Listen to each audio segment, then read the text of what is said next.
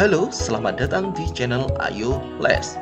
Channel ini menyediakan berbagai macam materi pelajaran, soal dan pembahasan, serta beberapa eksperimen sains. Namun, sebelum lanjut, silahkan klik like, subscribe, dan jangan lupa tekan tombol loncengnya supaya Anda tidak tertinggal video-video selanjutnya. Assalamualaikum warahmatullahi wabarakatuh. Salam sejahtera untuk kita semua. Semoga kita selalu dalam keadaan sehat. Amin. Pada kesempatan kali ini kakak akan menjelaskan soal dan pembahasan untuk penilaian akhir semester untuk semester ganjil mata pelajaran PPKN ataupun pendidikan kewarganegaraan kelas 7 semester ganjil. Adik-adik perlu diketahui ini adalah video part kedua dari video sebelumnya yang sudah kakak upload soal nomor 1 sampai soal nomor 25. Bagi adik-adik yang belum subscribe ataupun belum like, silahkan di like dan subscribe dulu, karena subscribe itu gratis ya adik-adik dan dapat mendukung berkembangnya channel ini. Baiklah, kita langsung lanjutkan. Kemarin kita sudah membahas soal nomor 1 sampai soal nomor 25. Pada kesempatan video kali ini akan kita bahas soal nomor 26 sampai selesai. Silahkan bagi adik-adik yang belum menonton part pertama bisa menonton terlebih dahulu, karena akan sangat membantu adik-adik untuk ujian nantinya. Oke, kita langsung mulai soal nomor 26. Pembukaan UUD 1945 disebut juga sebagai pernyataan kemerdekaan karena A. Memiliki tujuan negara, B. Mengandung cita-cita luhur proklamasi kemerdekaan oleh Soekarno dan Hatta, C. Memuat Pancasila sebagai dasar negara, D. Memuat proklamasi kemerdekaan yang dideklarasikan. Oke, jawaban yang paling tepat untuk soal nomor 26 apa adik-adik? Ya, jawabannya adalah yang B. Kenapa pembukaan UUD itu disebut sebagai pernyataan kemerdekaan? Ya, karena mengandung cita-cita luhur proklamasi kemerdekaan Indonesia. Kita lanjut ke soal nomor 27. Berikut hal-hal yang tidak dimuat dalam pembukaan UUD 1945 yaitu A. Tujuan negara. Ini termuat ya adik-adik, ini ditanyakan tidak. Berarti A bukan. Yang B, fungsi negara, ini termuat, berarti bukan jawabannya. Dasar negara, ini bukan jawabannya. Yang paling tepat adalah yang D, karena ini tidak termuat di pembukaan UUD 1945. Kita lanjut ke soal nomor 28. Peraturan perundang-undangan nasional bagi warga negara yang memiliki arti penting karena sesuai dengan hak-hak berikut kecuali A. Menciptakan hak-hak dan kewajiban, B. Memberikan rasa keadilan, C. Menciptakan ketentraman, D. Menciptakan ketertiban dan keamanan. Jawaban yang paling tepat untuk soal nomor 28 apa adik-adik? Ya, jawabannya adalah yang A. Peraturan perundang-undangan nasional itu berguna untuk kecuali memberikan rasa keadilan, ya ini benar, berarti ini bukan jawabannya. C. Menciptakan ketentraman, berarti ini bukan jawabannya. D. Menciptakan ketertiban dan keamanan, ini bukan jawabannya. Oke, jawabannya paling tepat adalah yang A. Kita lanjut ke soal nomor 29. Berikut tujuan diberlakukannya hukum yaitu A. Membela orang yang sedang berperkara di pengadilan, B. Memberikan hukuman yang seberat-beratnya kepada pelanggaran hukum, C. Menciptakan ketertiban, D. Menciptakan kerjasama yang baik antar kepolisian, jaksa, dan hakim. Jawaban yang paling tepat untuk soal nomor 29 apa adik-adik? Ya, yaitu adalah yang C. Menciptakan ketertiban ataupun keadilan dan ketertiban. Jawaban yang paling tepat adalah yang C. Tujuan dari diberlakukannya hukum. Oke, kita lanjut ke soal nomor 30. Pembukaan UUD 1945 ditentukan oleh pembentuk negara, merupakan pokok kaidah negara yang fundamental berdasarkan A. Sejarah terjadinya, B. Sumbernya, C. Isinya ataupun D. Maknanya. Jawaban yang paling tepat untuk soal nomor 30 apa adik-adik? Pembukaan UUD ditentukan oleh pembentuk negara, pokok kaidah negara yang fundamental berdasarkan apa? Ya, sejarah terjadinya. Oke, kita lanjut ke soal nomor 31. Kemerdekaan yang dicapai oleh bangsa Indonesia merupakan hasil perjuangan pergerakan melawan penjajah, termasuk makna pembukaan UUD 1945 alinea berapa adik-adik? A kedua, B pertama, C ketiga, D keempat. Jawaban yang paling tepat adalah apa adik-adik? Ya, jawabannya adalah yang A kedua. Kita lanjut ke soal nomor 32. Contoh pelaksanaan norma agama dalam masyarakat adalah titik-titik. A. Menjalankan ibadah menurut agama masing-masing. Ya, ini jawabannya ya adik-adik. Menjalankan ibadah menurut agama masing-masing. B. Berbicara sopan, ini bukan norma agama. Tidak merampok, gotong royong, ini kurang tepat ya untuk masuk ke norma agama. Kita lanjut ke soal nomor 33. Salah satu contoh norma kesopanan adalah titik-titik. A. Berlaku jujur, B. Hormat kepada orang yang lebih tua, C. Kehidupan yang tentram, D. Jangan berbicara ketika sedang makan. Ini bukan, ini bukan, ini bukan. Yang paling tepat untuk contoh norma kesopanan yaitu yang B. Hormat kepada orang yang lebih tua. Oke, kita lanjut ke soal selanjutnya adik-adik. Soal selanjutnya soal nomor 34. Peraturan hidup yang timbul dari pergaulan segolongan manusia dalam masyarakat dan dianggap sebagai tuntunan pergaulan sehari-hari dalam masyarakat disebut norma titik-titik. A. Agama, B. Kesusilaan, C. Hukum, ataupun D. Kesopanan. Jawabannya paling tepat apa adik-adik? Ya, ingat ini keywordnya pergaulan dari segolongan manusia dalam masyarakat. Nah, ini berarti apa adik-adik? Ya, ini jelas, ini adalah kesopanan. Kita lanjut ke soal nomor 35. Berikut ini yang bukan bentuk sanksi pokok menurut pasal 10 KUHP adalah titik-titik. A. Denda, B. Hukuman mati, C. Pencabutan hak-hak tertentu, ataupun D. Kurungan. Jawaban yang paling tepat untuk soal nomor 35 apa adik-adik? Ya, yang C. C ini adalah bukan merupakan sanksi pokok menurut pasal 10 KUHP. Isi dari pasal 10 KUHP itu sanksi pokoknya adalah denda, hukuman mati, ataupun kurungan. Yang C ini bukan. Oke, kita lanjut ke soal nomor 36. Berikut ini yang bukan unsur-unsur hukum adalah titik-titik. A. Peraturan diadakan dan dibuat oleh badan-badan resmi yang berwajib. B. Berisikan peraturan mengenai tingkah laku dalam pergaulan masyarakat. C. Terdapat perintah dan larangan, ataupun D. Pada umumnya peraturan tersebut bersifat memaksa. Jawaban yang paling tepat untuk soal nomor 36 yang bukan unsur hukum apa adik-adik? Ya, yang B. Berisikan peraturan mengenai tingkah laku dalam pergaulan masyarakat. Kalau yang ini lebih cenderung ke norma kesopanan. Yang A ini merupakan ciri dari hukum, C ini adalah ya karakteristik dari hukum, D ini juga karakteristik dari hukum yang bersifat memaksa. Oke, kita lanjut ke soal nomor 37.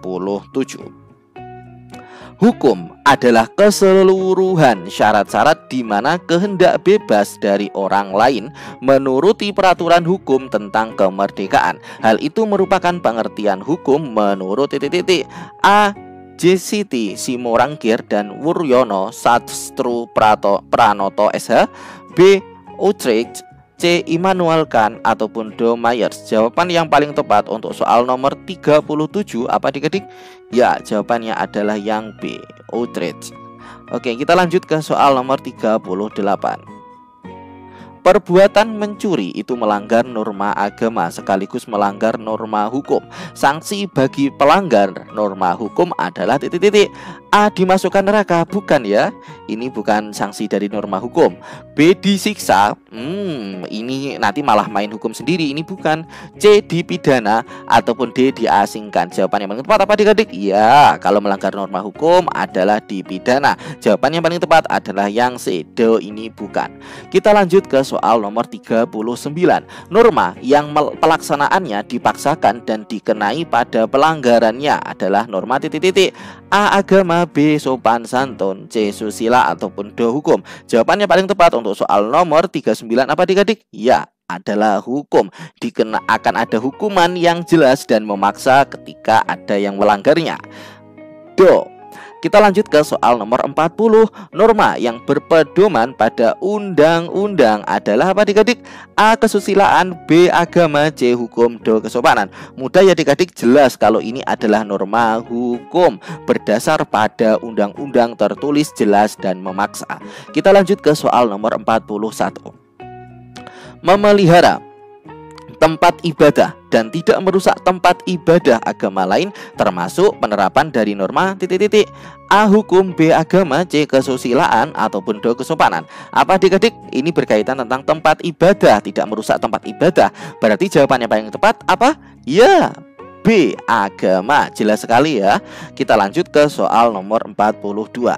Perbuatan yang mencerminkan ketaatan dan kepatuhan terhadap peraturan yang berlaku adalah titik-titik. A. pengendara motor berhenti di pinggir motor. Bukan ya. Kemudian B. pejalan kaki berjalan di trotoar jalan. C. supir mengendarai mobilnya dengan pelan-pelan. Ini juga tidak ada dasar kepatuhan hukum, dasar hukumnya ya. Pengendara motor berhenti di pinggir jalan, di pinggir motor, ini juga nggak ada, maksudnya nggak ada dasar ataupun hukum yang mengatakan tentang ini. Yang D. polisi menilang pengemudi mobil yang tanpa SIM. Ya, ini tidak tepat ya, karena ini yang pelanggarannya itu di pengemudinya. Pengemudi mobil kenapa kok nggak memakai SIM ataupun tidak membawa SIM? Berarti ini bukan. Jawaban yang paling tepat setelah kita analisis adalah yang B. pejalan kaki berjalan di trotoar jalan. Ya, oke. Kita lanjut ke soal nomor 43.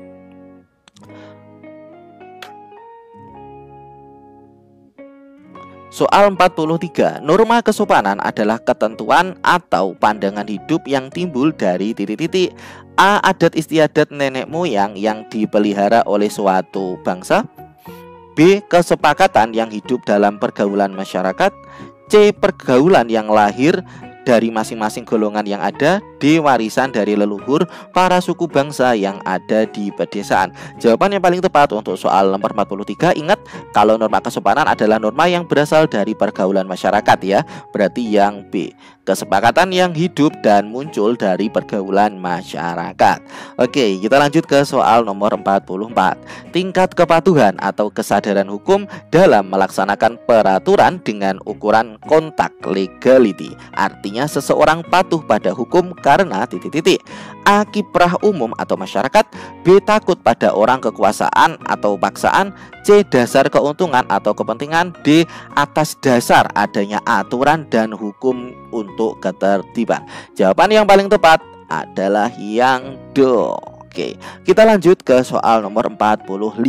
Hukum yang sedang berlaku di Indonesia disebut titik-titik.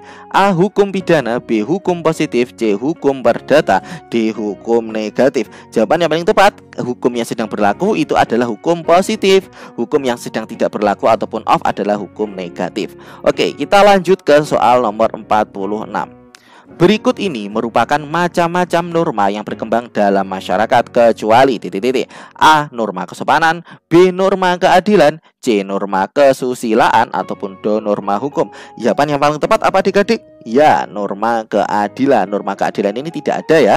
Jadi norma itu kesopanan, kesusilaan, hukum, dan norma agama. Jadi B ini bukan.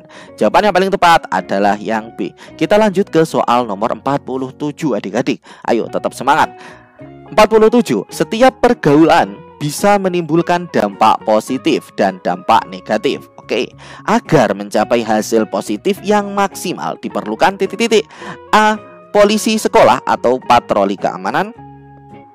B. pos polisi karena anak sekarang tidak takut pada satpam. C. kepatuhan warga sekolah terhadap tata tertib. D. kepala sekolah ikut patroli. Jawaban yang paling tepat apa adik-adik? Iya, kesadaran akan kepatuhan warga sekolah, baik siswa, guru maupun staf, untuk kepatuhan warga sekolah terhadap tata tertib. Dijamin ya, kalau kita sudah mematuhi tata tertib di sekolah, maka hasil positif itu akan maksimal. Kita lanjutkan ke soal nomor 48. Dalam kehidupan bermasyarakat, manusia ingin hidup dengan tertib, aman. Oleh karena sebab itu diperlukan suatu aturan yang disebut A. Norma, B. Pemimpin yang kuat, C. Petunjuk, D. Ketaatan rakyat pada pimpinan. Jawaban yang paling tepat apa adik-adik? Ya, jelas sekali, norma. Kenapa kok gitu? Karena di sini diperlukan aturan. Nah, aturan dalam masyarakat itu adalah norma. Oke, pimpinan ini bukan, petunjuk bukan, do ini juga bukan. Kita lanjut ke soal nomor 49. Pembangunan lahiriah dan batiniah bangsa dan negara melalui penggalian ilmu dan pengetahuan lain sebanyak-banyaknya diiringi dengan mempertebal ketakwaannya disebut dengan A. Pembangunan iptek dan iptak, B. Pembangunan yang seimbang, C. Pembangunan yang berkesinambungan, D. Pembangunan nasional. Jawaban yang paling tepat apa adik-adik? Ya, A. Pembangunan iptek dan iptek. Iptek itu di bidang lahiriah dan iptak itu di bidang batiniah. Oke, kita lanjut ke soal terakhir, soal nomor 50. Barang siapa yang sengaja merampas nyawa orang lain diancam karena pembunuhan dengan pidana yang penjara paling lama 15 tahun penjara. Ini adalah contoh dari norma A. Hukum, C. Kesopanan, A. Hukum, B. Kesopanan, C. Agama, ataupun D. Kesusilaan. Ingat, di sini ancamannya adalah hukuman 15 tahun penjara. Kalau terkait pidana penjara dan hukuman kurungan selama 15 tahun penjara, itu berarti sudah melanggar norma hukum. Oke, nah akhirnya selesai juga adik-adik soal nomor 1 sampai nomor 50. Nah adik-adik, versi yang kakak berikan ini adalah versi soal pilihan ganda semua ya. Nanti menyesuaikan, kalau ada soal uraian adik-adik harus juga belajar dengan gurunya masing-masing. Semoga adik-adik semua setelah belajar di video ini mendapatkan hasil yang maksimal, nilai yang memuaskan, dan dapat juara kelas. Amin.